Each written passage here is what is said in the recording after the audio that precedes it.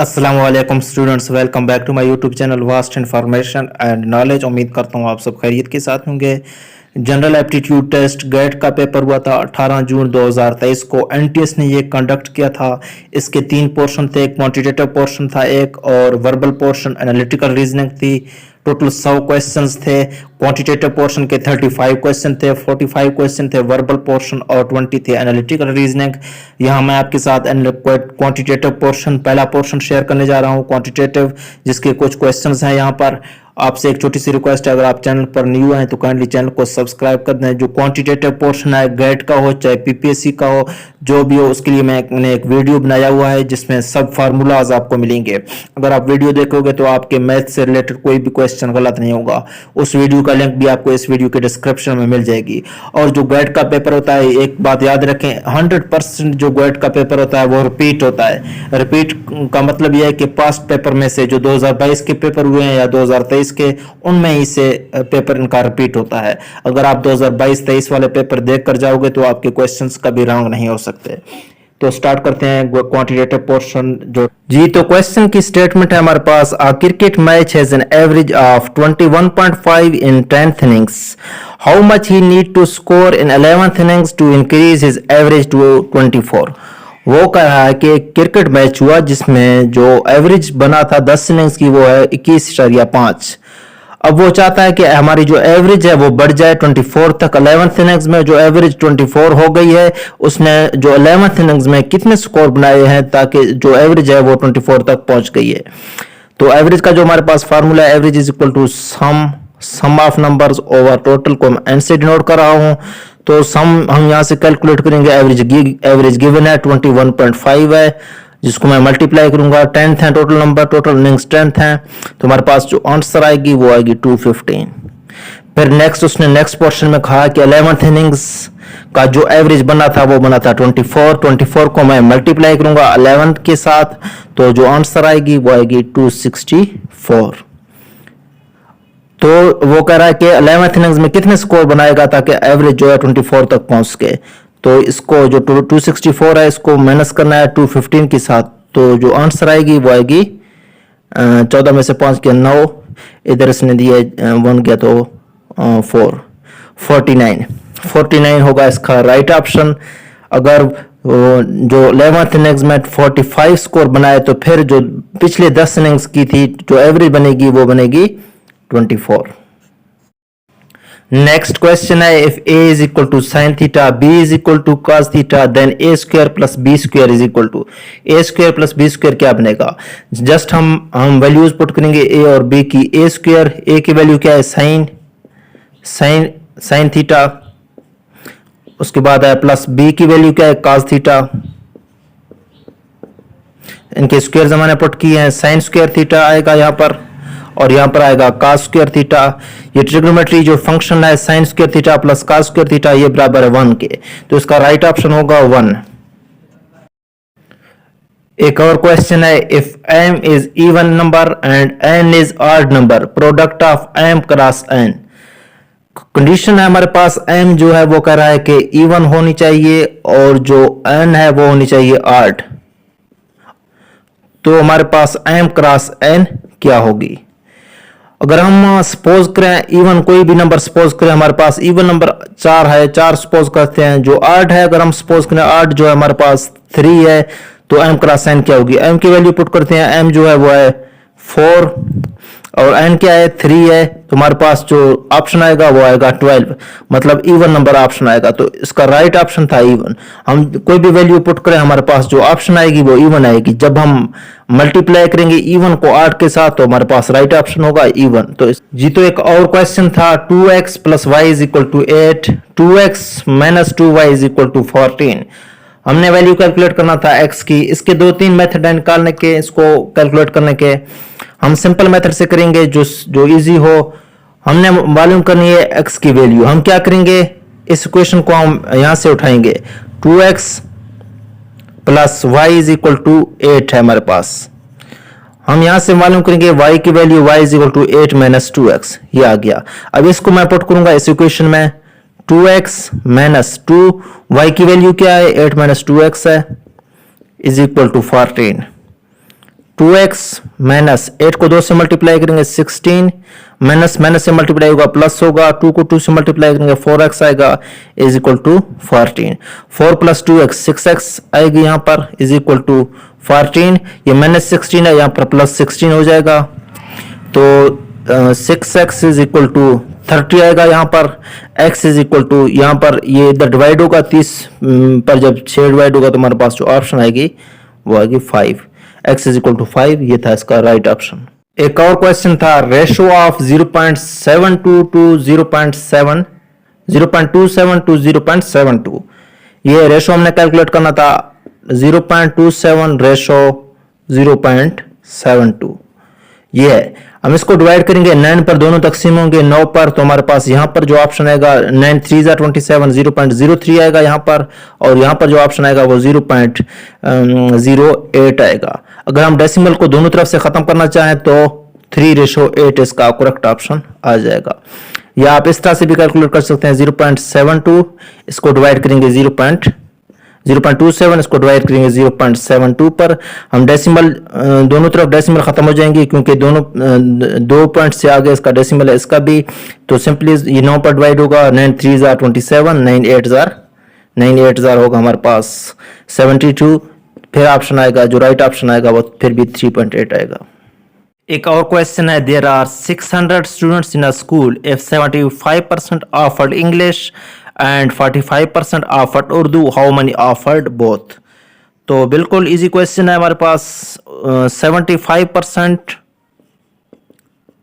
Of 600 ये offer करेंगे क्या, इंग्लिश। इसको कैलकुलेट करेंगे, 75% का मतलब होता है डिवाइड करना है 100 पर, और इसको मल्टीप्लाई करेंगे 600 के साथ। 20 से कैंसिल हो गया। 75 को जब मैं मल्टीप्लाई करूंगा 6 के साथ तो हमारे पास जो ऑप्शन आएगा वो आएगा 450। फिर क्या है, फिर 45% जो है वो क्या ऑफर करेंगे, उर्दू। 45% ऑफ टोटल कितने हैं, 45% टोटल का मतलब 600 का 45%, 45 डिवाइड होगा 100 पर, इसको मल्टीप्लाई करेंगे 600 के साथ। ये 20 इससे कैंसिल आउट हो जाएंगे। जब 45 को मल्टीप्लाई करेंगे 6 के साथ तो हमारे पास जो ऑप्शन आएगी वो आएगी 270। उसने कहा हाउ मेनी ऑफर्ड बोथ, पहले इनको करेंगे प्लस, ये कि 450 हमारे पास 270 है, 450 प्लस 270, जो टोटल स्टूडेंट्स हमारे पास थे वो 600 माइनस, मतलब 600 में से जो 75% है वो ये हैं और 45% ये हैं, ये हमने निकालने हैं। तो हमारे पास जो राइट ऑप्शन आएगी वो आएगी 120। तो इसका करेक्ट ऑप्शन यही था। नेक्स्ट क्वेश्चन है हमारे पास, व्हाट इज 4% ऑफ 40,000। बिल्कुल इजी क्वेश्चन है। व्हाट का मतलब है क्या होगा, इज वट मतलब सवालिया निशान ये हमने कैलकुलेट करनी है। इसका मतलब है इज इक्वल टू 4% का मतलब है, परसेंट का मतलब मैं आपको पहले बता चुका हूं, डिवाइड करना है इसको 100 से। ऑफ का मतलब है मल्टीप्लाई, 4% का मतलब है 4/100, ऑफ का मतलब है मल्टीप्लाई और 40,000 ये है। ये 2 0 इससे कैंसिल आउट हुए, ये 2 0 इससे हो गए कैंसिल आउट। हमारे पास बच गया है 4 क्रॉस 4 क्रॉस 4, 4 4 आर 16, 16 को जब मैं 4 से मल्टीप्लाई करूंगा तो हमारे पास 64 ऑप्शन आएगा। ये होगा इसका राइट ऑप्शन। नेक्स्ट क्वेश्चन है HCF, highest common factor of 24 and 16। 24 और 16 में से कौन से फैक्टर्स कॉमन है ये कैलकुलेट करना है। हमने क्या करना है, इनके फैक्टर्स बनाएंगे। 24 के फैक्टर्स इस तरह करके बनाएंगे। 12 2s आर 24 आएगा, फिर हमारे पास 6 2s आर होगा 12, फिर 2s हमारे पास 3 आर होगा 6। उसके बाद 16 के फैक्टर्स बनाएंगे। 2 8s आर होगा हमारे पास 16, 2 4s आर 8, 2 4s आर होगा 4। तो 24 के कौन से फैक्टर्स हुए, 2 हो गया क्रॉस 2 क्रॉस 2 क्रॉस 3, ये हो गए 24 के फैक्टर्स। और 16 के जो हमारे पास फैक्टर्स हैं वो हैं 2 क्रॉस 2 क्रॉस 2, 4 दफा 2, ये हमारे पास। अब इनके कॉमन फैक्टर्स कौन से हैं, इनमें से ये हो गया कॉमन फैक्टर, ये कॉमन फैक्टर है, ये कॉमन फैक्टर है। 3 और 2 ये हमारे पास कॉमन फैक्टर्स नहीं है। अब हम इनको एक दफा लिखकर इनको मल्टीप्लाई करेंगे, 2 को 2 से, फिर 2 से 2 क्रॉस 2 4, 4 को 2 से मल्टीप्लाई करेंगे 8, तो 8 इसका हमारे पास हाईएस्ट कॉमन फैक्टर है 24 और 16 का। ये था इसका करेक्ट ऑप्शन जी। तो एक और क्वेश्चन था, if 11% of a number exceeds 7% of same number by 18 then required number is. उसने हमसे रिक्वायर्ड नंबर पूछा है, बिल्कुल इजी है, हमारे लिए कोई मुश्किल नहीं है इसको कैलकुलेट करना। पहले पहले हमने क्या करना है, हमने सपोज करना है जो हमारे पास नंबर है वो क्या है, एक्स वाई जेड। आप जो भी सपोज करो, मैं इसको एक्स के बराबर सपोज करता हूं। फिर इक्वेशन की जो स्टेटमेंट है बिल्कुल इसके मुताबिक हमने चलना है। उसने कहा 11%, परसेंट का मतलब मैं आपको पहले बता चुका हूं, डिवाइड करना है इसको 100 से। ऑफ का मतलब बता चुका हूं, मल्टीप्लाई 11% ऑफ नंबर क्या है हमारे पास, एक्स है। ये हो गया एक इक्वेशन। बाद फिर मैं इसको करता हूं 7% ऑफ सेम नंबर। 7% का मतलब है 100। हमारे पास जो नंबर है सेम नंबर क्या है, एक्स है, बाई 18। उसने ये वर्ड इस्तेमाल किया है एक्सीड्स का। वो कह रहा है कि 11% जो नंबर है वो एक्सीड है, मतलब 11% ज्यादा है 7% ऑफ सेम नंबर से। मतलब 7% नंबर कम है 11% से। तो क्या आएगा, 11x ओवर 100। इसको मैं माइनस करूंगा 7x ओवर 100। ये हमारे पास वो करा है सेम नंबर बाई 18। 7% जो है वो कम है, एक्सीड का मतलब है ज्यादा है 11%। तो सिंपली हम इसको कैलकुलेट करेंगे 11x, इसमें से पहले तो एलसीएम निकालेंगे। 100 हमारे पास एलसीएम आएगा, 11x यहां पर आएगा minus 7x is equal to 18। अब क्या होगा, 11x में से जब हम निकालेंगे 7x, मैं यहां पर लिखता हूं 6x आएगी ओवर 100 इज इक्वल टू 18। हमारे पास जो रिक्वायर्ड नंबर है वो x है, ये हमने कैलकुलेट करना है। तो मैं 100 को यहां से इस तरफ ले जाता हूं, 18 से होगा मल्टीप्लाई, यहां पर 1800 हो जाएगी, यहां पर हमारे पास 6x। तो x is equal to 1800 divide by 6, 6 3 are 18, उसके साथ 2 जीरो भी लगेंगे। तो हमारे पास जो रिक्वायर्ड नंबर का राइट ऑप्शन आया था वो आया था 300 है इसका राइट ऑप्शन। ये एक और सिंपल क्वेश्चन है, आपने इसको सिर्फ मल्टीप्लाई देख करके आंसर निकालना था। तो कैलकुलेटर तो आपके पास नहीं होती, उसकी इजाजत नहीं होती, कैलकुलेटर के बगैर आप इसको कैसे सॉल्व करेंगे। तो इसका जो एक इजी मेथड है, आपने पहले इनके डेसिमल्स को रिमूव कर देना था। डिवाइड करेंगे 10 पर, इसको रिमूव करके 100 पर डिवाइड करना है। ये डेसिमल जब रिमूव हो जाएगी ये होगा 1000, और यहाँ डेसिमल के रिमूव होने के बाद 4 जीरोस लगेंगे, उसके साथ ये वैसे लिखे जाएंगे। तो ये 30 का एक जीरो है, इससे कैंसिल आउट हो जाएगा। तो हमारे पास जो राइट ऑप्शन आएगा, कितने 3 है, 1 2 3 4 5 6। 3 को मल्टीप्लाई करना है 6 दफा, 4 ये हो गया 5, ये हो गया 6। उसके बाद आपने देखना है कि नीचे कितने जीरोस मौजूद हैं, 3 3 6 2 8 1 9 जीरोस मौजूद हैं नीचे की तरफ। 3 4 5 6 7 8 9। अब 3 3 आएगा 9, 27 आएगा, फिर 81 को मल्टीप्लाई करेंगे 3 क्रॉस 3 9 से, 81 को मल्टीप्लाई करेंगे 9 के साथ।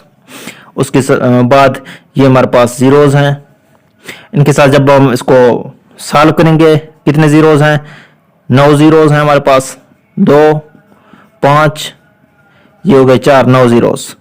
9 को इसके साथ मल्टीप्लाई करेंगे 9 1 आएगा, 9 8 72 आएगा। उसके साथ जो है हमारे पास 9 जीरोस होंगे डिवाइड, 2 4 ये हो गए। अब 3 ये है, अब इनके साथ 6 और जीरोस लगाने हैं, 4 5 6 0 पॉइंट। ये था इसका करेक्ट ऑप्शन। एक और क्वेश्चन गिवन था, अ क्लास हैज 45 स्टूडेंट्स, 5 और 9 आर गर्ल्स।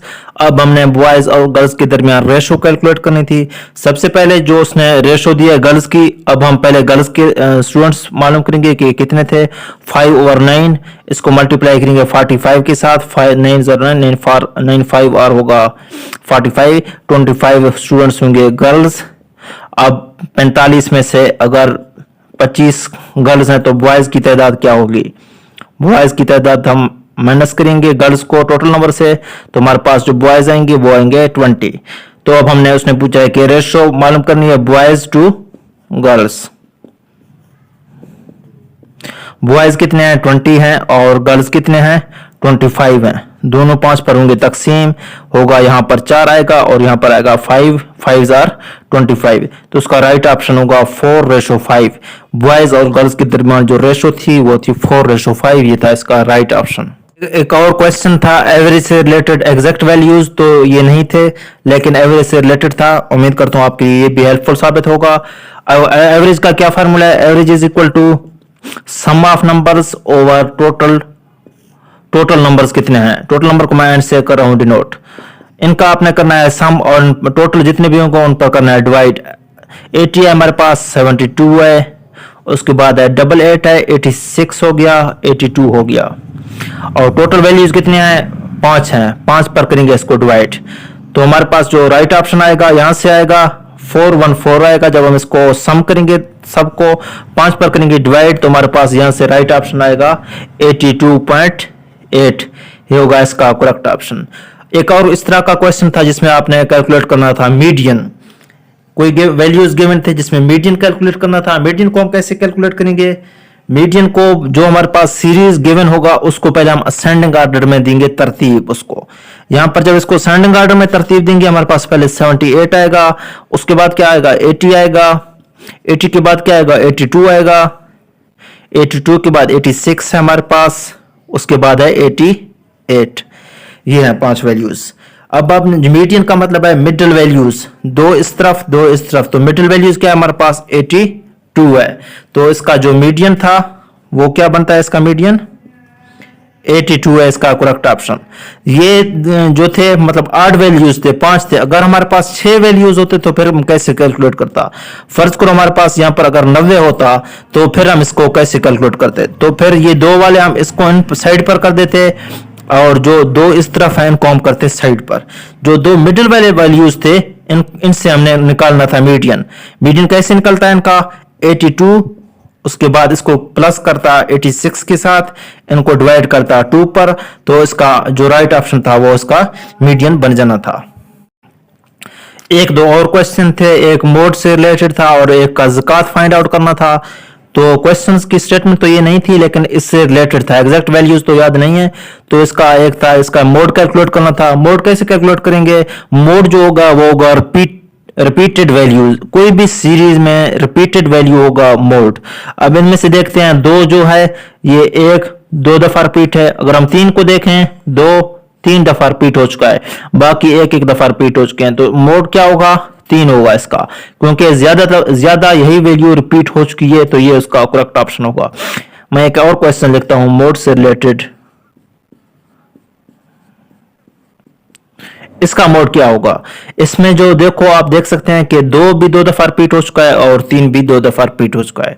इसका जो मोड होगा वो 2 व 3 दोनों इसके मोड होंगे। ऑप्शंस में आपको यही दोनों मिलेंगे, यही दोनों इसके होंगे करेक्ट ऑप्शन।